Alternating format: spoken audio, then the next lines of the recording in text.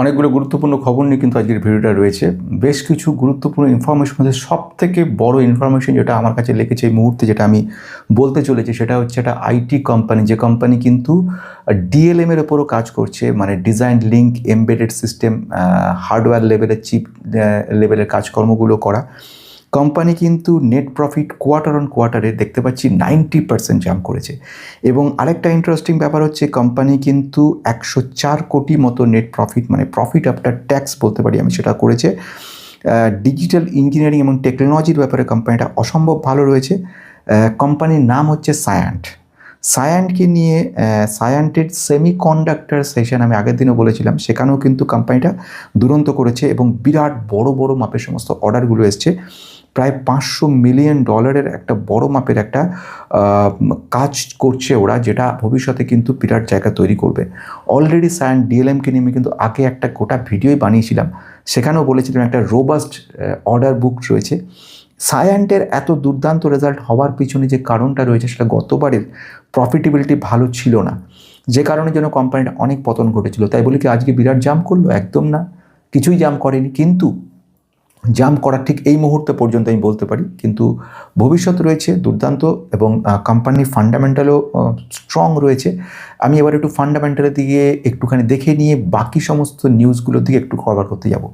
প্রথম আসবে একটা ভারতের মাল্টি ন্যাশনাল টেকনোলজি কোম্পানি, যে কোম্পানিটা ডেটা অ্যানালিটিক্স ওপরে হোক, ইঞ্জিনিয়ারিংয়ের ওপর, নেটওয়ার্কিং হোক, এই সকলের উপরে কাজ করছে। কোম্পানির বিজনেস মোড রয়েছে অসম্ভব ভালো এবং কোম্পানি ডিজিটাল ইঞ্জিনিয়ারিং প্রকিউরমেন্ট এর উপর কাজকর্ম করে, টেকনোলজিক্যাল অ্যাডভান্সমেন্ট রয়েছে এবং medical technology, hitech, automotive, semiconductor সব কিছুর উপর কোম্পানিটা কিন্তু দুরন্ত দক্ষতা রয়েছে। রেভিনিউ যদি বলি, ট্রান্সপোর্টেশনের ব্যাপারে 30% বেশি, কানেক্টিভিটি 23% এবং সাস্টেনেবিলিটি 31% কাজ করছে। আমেরিকায় 50%, ইউরোপ বাকি জায়গায় 28% এবং এশিয়া স্পেসিফিকে রয়েছে 21%। এগুলো তো ঠিক আছে। ডিজাইন লেড ম্যানুফ্যাকচারিং বা ডিএলএম রিলেটেড কাজ যেটা বলছিলাম, যেখানে সায়েন্স ডিএলএম কাজগুলো করছে ইলেকট্রনিক প্রোডাক্টগুলোর ওপরে কোম্পানিটা কাজ করছে। এবার আসছি কতগুলো গুরুত্বপূর্ণ পয়েন্টের দিকে। কোম্পানি এই মুহূর্তে ফান্ডামেন্টালি কতটা স্ট্রং রয়েছে। কোম্পানি যে ওয়েগুলোর উপর কাজ করছে, যেরকম ইন্ডাস্ট্রিয়াল টেকনোলজি উপরে, ট্রান্সপোর্টেশনের মধ্যে সাই কন্টেন্ট বলে একটা আছে, যেগুলো XML জ্যাসনের উপর কাজ করে, সাই মেডজ, সাই ইএমএস এগুলোর উপর কাজ করে। মার্চ 2025 থেকে কিন্তু সেমিকন্ডাক্টর ইন্ডাস্ট্রি ঢুকেছে এবং তাইওয়ানের একটা কোম্পানির সঙ্গে কিন্তু এরা একসঙ্গে মিলে কাজ করছে। তো ফিউচারে ভালো করবে। কাইনেটিক টেকনোলজি বলে একটা কোম্পানি রয়েছে, সে কোম্পানিরও মেজরিটি যে স্টেক সেটাকেও কিন্তু নিয়ে নিয়েছে এবং যার ফলে কোম্পানিটা ভবিষ্যতে ভালো করতে পারে। কোম্পানি এর মধ্যে মার্কেট ক্যাপ 9,000 কোটি রয়েছে এবং পি রয়েছে 22.3 এবং ইন্ডাস্ট্রিজ পি রয়েছে অ্যারাউন্ড 26। তার মানে কোম্পানি এখনও কিন্তু ওভারভ্যালুড হয়নি। That means very good situation. Return on capital employed 12.3 রয়েছে, রিটার্ন অন ইকুইটি রয়েছে 8.61। এখানে কিছু প্রশ্নচিহ্ন থাকছে। এখন এখানে প্রশ্ন আসছে যে কেন 8% হয়ে গেল, এবং এই রিটার্ন অন ইকুইটি 8% থাকাটা কিন্তু একটা নেগেটিভ ইম্প্যাক্ট। এখনও কিন্তু বলছে না যে কোম্পানি দুরন্ত, কোম্পানি বেটার, এটসেট্রা, কারণ কোম্পানির এই পয়েন্টটাকে ফান্ডামেন্টাল বলছে নো। তো রিটার্ন অন ইকুইটি কি, capital employed, debt to equity, সমস্ত কিছু মেম্বারশিপে দেখতে পারো, সেখানে ডিটেলস বুঝিয়েছি, এখানে সব বলার জায়গাটা কম। এবারে আরও কয়েকটা পয়েন্ট রয়েছে, যার মধ্যে একটা গুরুত্বপূর্ণ পয়েন্ট হচ্ছে ডেট টু ইকুইটি রেশিও 0.08 রয়েছে, দুরন্ত রয়েছে। সেলস গ্রোথ একটু কম রয়েছে, 12% দেখতে পাচ্ছি 5 বছরে। আর একটা পজিটিভ ব্যাপারের মধ্যে বলার আগে, এই মুহূর্তে প্রোমোটারের সংখ্যা 23% রয়েছে, 23.28। এফআইআই ডিআই যদি সব যোগ করি তাহলে 14% এফআইআর কাছাকাছি কিছুটা বিক্রি করেছে, ডিআইআইও স্লাইটলি বিক্রি করেছে। মোটামুটি 70%-এর কাছাকাছি কিন্তু প্রোমোটার এবং ইনস্টিটিউশনের কাছে রয়েছে। আর রিটেলারের কাছে মোটামুটি 22% মতো রয়েছে, রিটেলার কিনে চলেছে এই মুহূর্তে। বেশ, এবার আসছে কি নেগেটিভ পয়েন্টগুলোর দিকে একটা করে কথা বলতে থাকবো। নেগেটিভ মানে কোম্পানি, ছোটো কোম্পানি, পোটেনশিয়াল গ্রোথ রয়েছে ভালো, কিন্তু ভবিষ্যৎ চিন্তা করতে হবে। ক্যাশ ফ্লোর মধ্যে যদি যাই, অপারেটিং অ্যাক্টিভিটি দেখতে পাচ্ছি আমরা প্রফিট অপারেশন কিন্তু কমে গেছে, যেটা মোটামুটি আগের কোয়ার্টারে দেখেছিলাম 1,204 কোটি, সেটা এবারে 930 কোটি গত মার্চে দেখলাম আমরা। আচ্ছা, রিসিভেবলস দেখছি 118 কোটি রিসিভেবলস দেখতে পাচ্ছি আমরা। ইনভেস্টিং অ্যাক্টিভিটির মধ্যে পজিটিভ নিউজ কিছু দেখা যাচ্ছে। যেরকম এই মুহূর্তে কিছু ইনভেস্টমেন্ট কিনেছে ওরা, পেমেন্ট অফ বরোইংসটা কমেছে, অর্থাৎ ঋণ যেটা পেমেন্ট করছিল, ইন্টারেস্ট কস্ট বলে এটাকে, সেটা কিছুটা হলেও কম দেখতে পাচ্ছি।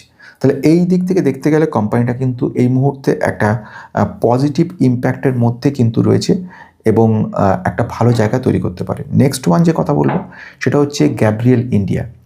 গ্যাব্রিয়েল ইন্ডিয়া কিন্তু presently HL claim of India বলে একটা কোম্পানিকে অধিগ্রহণ করেছে। আমরা গ্যাব্রিয়েল ইন্ডিয়াকে বহুবার বলেছি অটোমোবাইল সেক্টরের ক্ষেত্রে কোম্পানিটা দুরন্ত কোম্পানি। ইনফোসিসের রেজাল্ট এসছে, ইনফোসিসের রেভিনিউ গাইডেন্স ওরা প্রথমে কমিয়ে দিয়েছিল, চাপটা কম রয়েছে, কিন্তু এবারে কিন্তু রেজাল্ট খুব খারাপ হয়নি, রেজাল্ট যে অনুযায়ী এক্সপেকটেশন অনুযায়ী মোটামুটি রেখেছে এবং রেভিনিউ গ্রোথ মোটামুটি অন অ্যান অ্যাভারেজ 2.8% মতো মোটামুটি। HDFC ব্যাংক নিয়ে খুব গুরুত্বপূর্ণ কথা বলা যেটা রয়েছে, এই কোম্পানিটা কিন্তু যেটা এস্টিমেট ছিল এস্টিমেট থেকে বিট করতে পারিনি। নেট প্রফিট প্রায় 19,060 কোটি মতো এসছে, 5% ইয়ার অন ইয়ার বেসে জাম্প হয়েছে। ঠিক আছে, এইসব বড় কোম্পানির ক্ষেত্রে স্লাইটলি চেঞ্জেসের জন্য অনেকটা ডাউন হতে পারে। নেট ইন্টারেস্ট ইনকাম 6.7% আমরা দেখলাম, জাম্প করেছে প্রায় 33,536 কোটি। আচ্ছা, নেট ইন্টারেস্ট মার্জিন যেটা, সেটাও প্রায় 3.26% অফ টোটাল অ্যাসেটস। এইবার প্রশ্ন আসছে, what do mean by the NIIT, what do mean by the NII, what is NIM, এগুলো কী জিনিস? এগুলো সবই হচ্ছে কিন্তু মেম্বারশিপ দেখতে পারো, সেখানে কিন্তু এগুলো সব বুঝিয়েছি। ব্যাংকিং স্টকের ক্ষেত্রে NII, NIM, capital adequacy ratio, এগুলো কিন্তু খুব জরুরি এবং সেগুলো যদি এখানে বলি আলটিমেটলি অনেককেই চলে যাবে, কারণ সেই উৎসাহটা অনেকের নেই। কিন্তু যারা সিরিয়াস, যারা সত্যিই জানতে চাও, তাদের জন্য কিন্তু মেম্বারশিপ প্রচলনটা করেছি। আসা যাক নেক্সট পয়েন্টের দিকে। কোম্পানির মধ্যে একটা রিয়াকশান তৈরি হয়েছে ব্যাংকের ক্ষেত্রে এবং সেখানে প্রায় 5%-এর উপর ডাউন হয়ে গেছে। ব্রোকারেজরা কিন্তু বুলিশ রয়েছে এখানে, তো আমি এক্সপেক্ট করছি ভবিষ্যতে ভালো করতে পারে। কোম্পানির HDFCর যে গ্রস NPA সেটা কিছু চেঞ্জেস হয়েছে, পজিটিভ ব্যাপার দেখা গেছে, এইগুলো একটা ভালো জিনিস, কিন্তু এখনও কোম্পানিকে এগোতে হবে সময় দিয়ে। এবারে আমি নতুন পয়েন্টগুলোর দিকে, আরও কতগুলো ইনফরমেশান আছে সেগুলোর দিকে একটা করে যাব। যেরকম ব্লু স্টোন জুয়েলারি প্রায় Q1 রেজাল্টটা এসছে, 36% শেয়ারটা জাম্প করেছে, কারণ ভবিষ্যৎ ভালো রয়েছে, ইম্প্যাক্টও পজিটিভ রয়েছে। আমাদের যেটা বলছিলাম সায়ান্টের কথা নিয়ে, Cyient technology 90% consolidated net profit jump করেছে, 104 কোটিতে পৌঁছেছে। কোম্পানির অনেকটা পোটেনশিয়াল গ্রোথ রয়েছে। থাইরোকেয়ার টেকনোলজি Q1 রেজাল্ট ভালো হওয়ার জন্য মোটামুটি 4%-এর ওপর কিন্তু জাম্প করেছে। এমফ্যাসিসের যে রেজাল্ট Q1 এসছে, সেই রেজাল্ট বেস করে যদি বলা যায় মোটামুটি 17.5% আমরা দেখতে পাচ্ছি রেভিনিউটা জাম্প করেছে এবং নেট প্রফিটও 10% মতো জাম্প করেছে। আমরা IT সেক্টরে এইসব কোম্পানি থেকে খুব বেশি এক্সপেকটেশন কিন্তু রাখবো না, আগেই বলে রেখেছি। কোম্পানির ক্ষেত্রে IT সেক্টরের ক্লাউড কম্পিউটিং, ইন্টারনেট অফ থিংসের উপর কোম্পানিটা দুরন্ত কোম্পানি। AI-কে নিয়ে কিন্তু কোম্পানিটা এগোচ্ছে, ভবিষ্যৎ ভালো করতে পারে। এই মুহূর্তে নেট প্রফিট মানে প্রফিট আফটার ট্যাক্স মোটামুটি 4,895.06 মিলিয়ন এবং EBITDA মার্জিন কিন্তু কিছুটা পড়েছে, প্রায় 14.78% কিন্তু পড়ে গেছে এবং মানে গত কোয়ার্টার থেকে 15%-এর মতো পড়েছে। কোম্পানির বেশ কিছু অর্ডারও আছে, পজিটিভ ব্যাপার রয়েছে। AI রিলেটেড যে প্ল্যাটফর্ম, সেখানে কিন্তু কোম্পানিটা সাকসেসফুলি কাজ করে চলেছে। আজকের মতো খুব আপডেটেড ইনফরমেশনগুলো শেষ করলাম। অনেকে জানতে চাইছিল, সেই জন্য নতুন থাকলে সাবস্ক্রাইব করে রাখতে পারবো। অজস্র লাইক, কমেন্ট, মুগ্ধ করে অসংখ্য ধন্যবাদ।